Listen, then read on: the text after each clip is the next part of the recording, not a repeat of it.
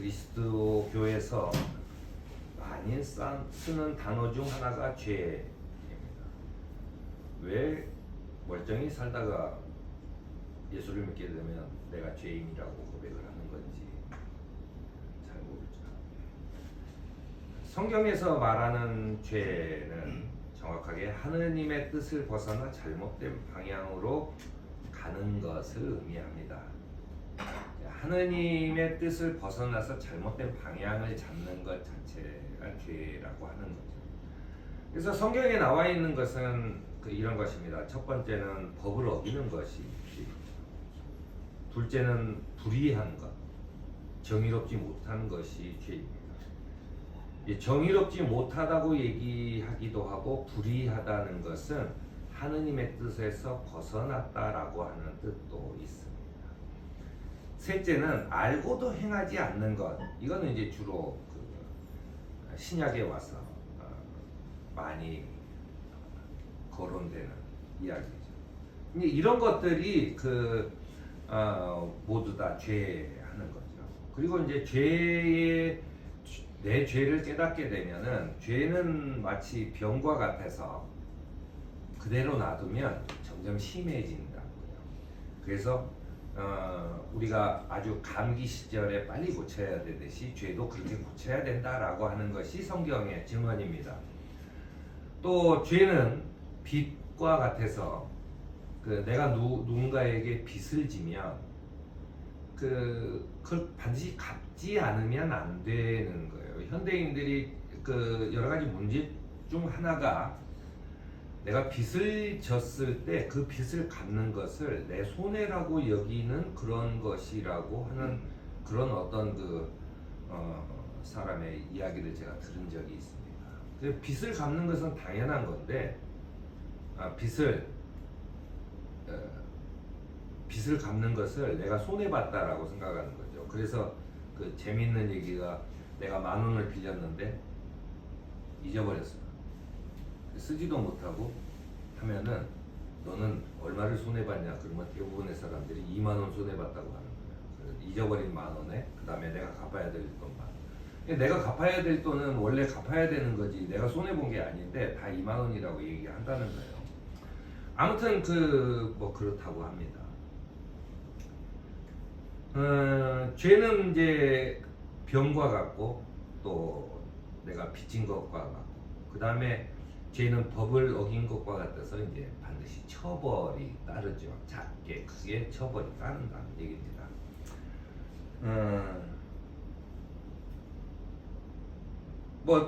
사람이 죄를 짓게 만드는 마귀는 우리를 악한 술책으로 유혹해서 딱 한 번만 해보면 되지 않겠냐. 이런 식의 유혹을 한다는 거예요.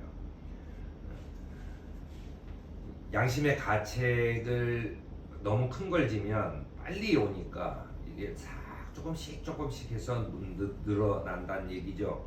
그래서 아무튼 이제 조심하라는 이야기에 들어갑니다. 근데 사도 바울이 우리에게 매우 기쁜 소식을 전합니다. 우리는 이제 원죄라고 얘기하죠. 아담이 하느님으로부터 거리를 두면서 하느님에게서 죄를 지으면서 쫓겨나서 결국 인간은 에덴 동산에서 살지 못하고 지금 이 황량한 양육강식의 세계와 같은 그런 세계 속에서 살게 되었다. 이게 원죄다라고 얘기를 한다면 예수 그리스도를 통해서 한 사람의 불순종으로 죄인이 됐었는데 한 사람의 순종, 예수 그리스도의 순종으로 말미암아 우리는 다시 하나님과 올바른 관계를 맺게 되었다. 즉 에덴으로 다시 돌아갈 길이 열렸다라고 하는 것이 사도 바울의 가르침입니다.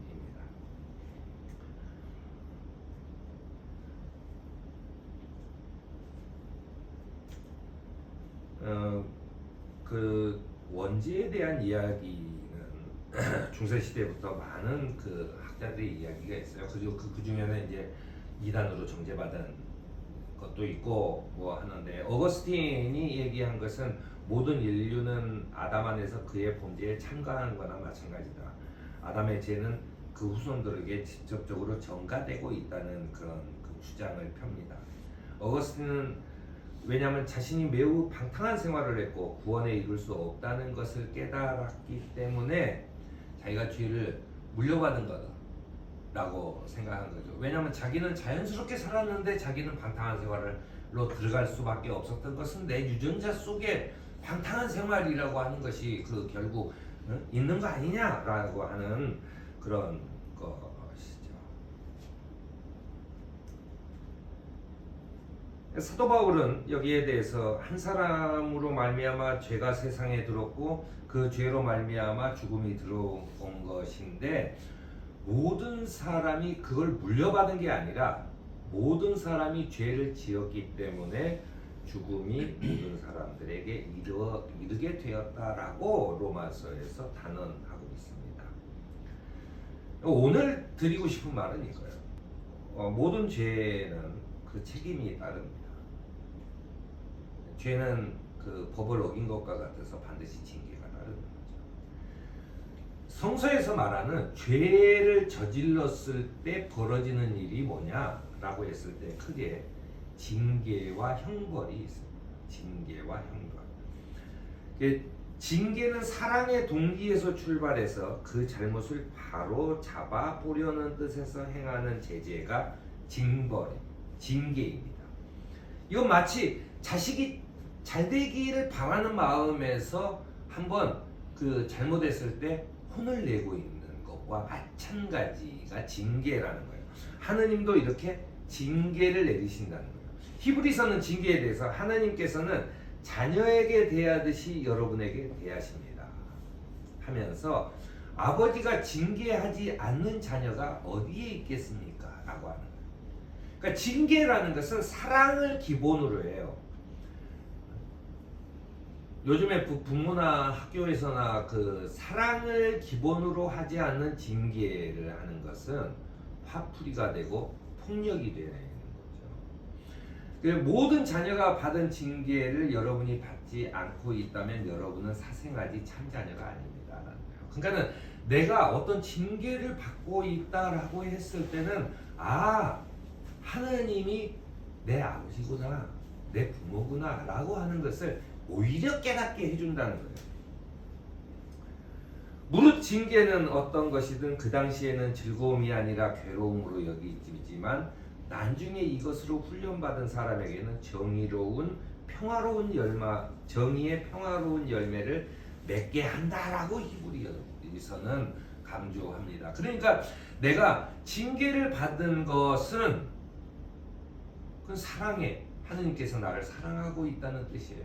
나를 제대로 된 삶을 살도록 하시려고 하는 하느님의 그 사랑의 기초를 둔 그런 꾸지람을 우리는 성서에서는 징계라고 얘기합니다. 그런데요, 공의의 하나님께서 그들이 행한 죄악에 대한 정당한 보복을 행하는 것이 형벌입니다. 징계는 우리말로 하면은 교화의 의미가 있지만 형벌은 그야말로 정의의 보복이라고 하는 것입니다. 돌이킬 가능성이 없는 자에게 내리는 사형 선고와 마찬가지입니다. 그 하느님의 형벌, 그것이 바로 죽음이라는 거예요. 결코 돌이킬 수 없는. 우리가 기독교에서 죽음이라는 것은 이제 기회를 박탈당했다라고 하는 거예요. 죽음이라고 하는 것은 기회를 박탈당해요. 뭐냐면 내가 돌이킬 수 있는 기회를 박탈당했다. 그것으로 그 기회가 끝났다라고 얘기하는 거예요. 죽음에는 세 가지 종류가 있다고 성서는 증언합니다. 첫 번째는 영혼이 몸에서 분리되는 육체적인 죽음이라고 하는 겁니다. 이거는 사도 바울은 잔다라고 얘기하죠.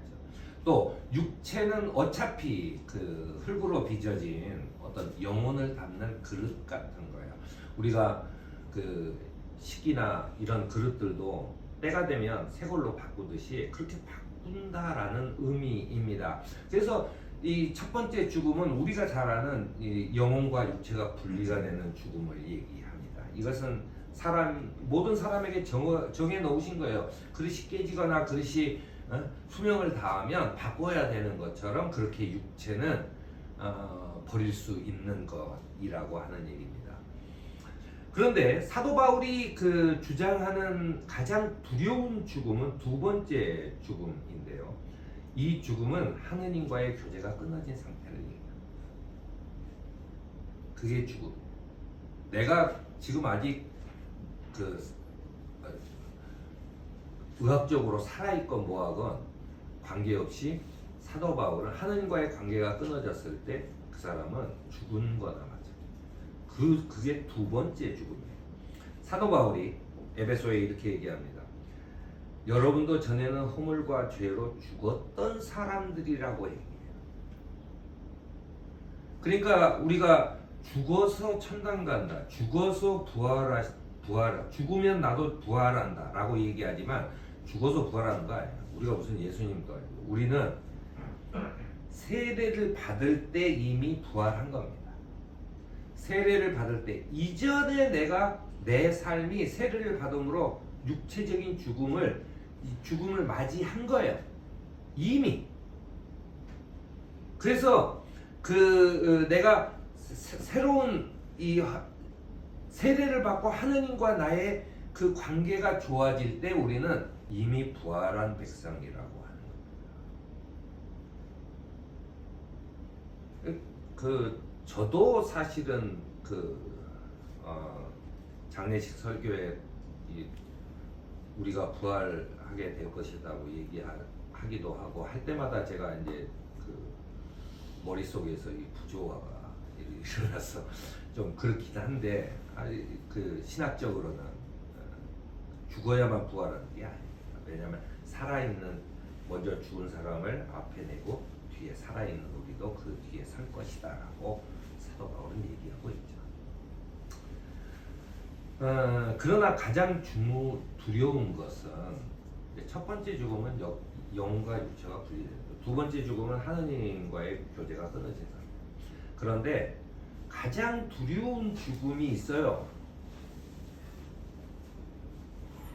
성경 계시록에 보면은 이 가장 두려운 죽음이 두 번째 사망이라고 표현되고 있습니다. 그러니까 두 번째 사망에 이르면 가장 두려운 죽음이죠. 그것은 뭐냐면 영원한 죽음입니다. 영원한 죽음은 내 영조차 죽는 것을 얘기하는 거예요. 즉, 첫 번째 죽음은 내 영이 담겨져 있던 그릇이 깨지는, 없어지는 또는 낡아서 버려지는 거예요. 그것은 새로운 그릇에 다시 담으면 다시 우리는 할 수 있습니다. 그리고 두 번째 죽음이라는 것은 내가 질그릇 안에 영혼이 있든 말든 내가 하느님과의 관계가 끊어져 버리는 거예요. 하느님과의 관계가 끊어지면 시냇가에 심은 나무가 시절을 쫓아 열매를 맺는 것 같은 것이 아니라 내 생명의 근원 원천에서 떨어지는 거예요. 즉 나무를 뿌리채 뽑아가지고 그냥 길바닥에다 던져놓은 거와 마찬가지 상태가 되는 겁니다. 그거죠. 더 이상 양분을 받지 못해. 생명의 힘을 얻지 못하는 상태. 그런데 가장 두려운 성경에서 계시록에서 얘기하는 영원한 죽음, 두 번째 사망, 둘째 사망이라고 되어 있어요. 그것은 심판 후에 받는 죽음입니다. 최후의 형벌이에요.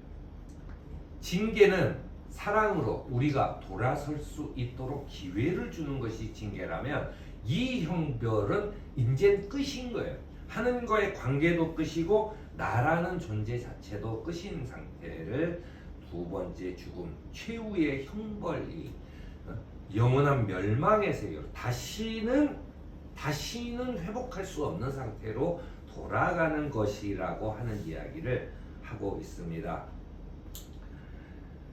죄의 삭슨 죽음이요 하느님의 선물은 우리 주 예수 그리스도 안에서 누리는 영원한 생명이라고 말하는 바울의 말씀처럼 우리는 회개와 돌아섬의 신앙을 가지고 살아가는 저와 여러분이 되기를 바랍니다. 네.